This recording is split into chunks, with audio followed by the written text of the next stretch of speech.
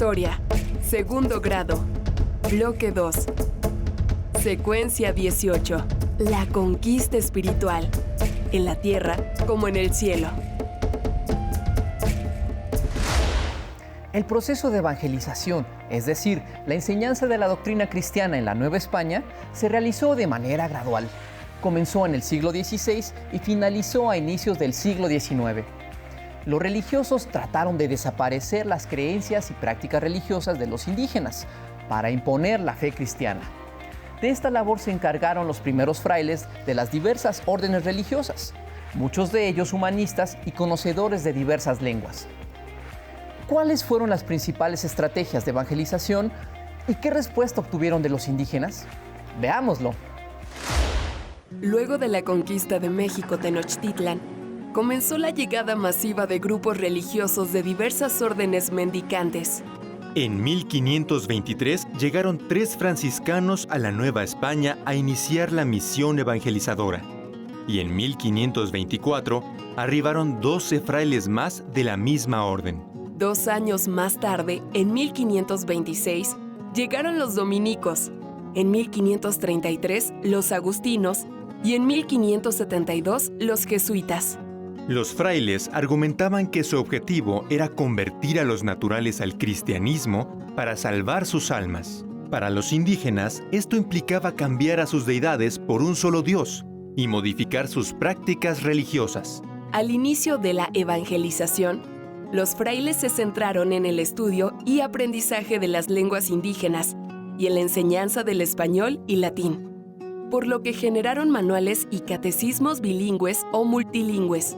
Las pinturas, grabados e ilustraciones fueron los que más éxito tuvieron debido a su uso tradicional en la transmisión de saberes, por lo que se crearon documentos con características similares, como el Padre Nuestro.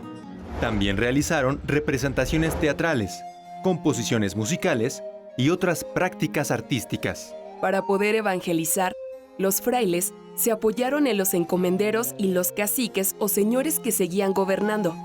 Se buscó que estos líderes políticos fueran los primeros convertidos a la nueva fe, como ejemplo para sus pueblos. Como parte del proceso de evangelización, los frailes destruyeron esculturas, códices y pinturas del pasado religioso indígena. Además, hicieron que los naturales construyeran conventos y templos para la doctrina cristiana.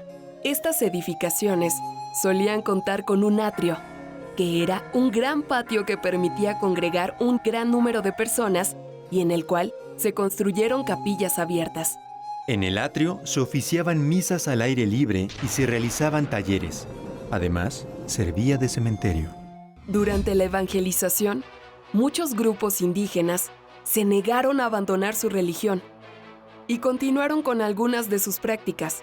Los franciscanos prohibieron todo culto público y persiguieron a todo aquel que practicara la antigua religión, calificada por ellos como demoníaca.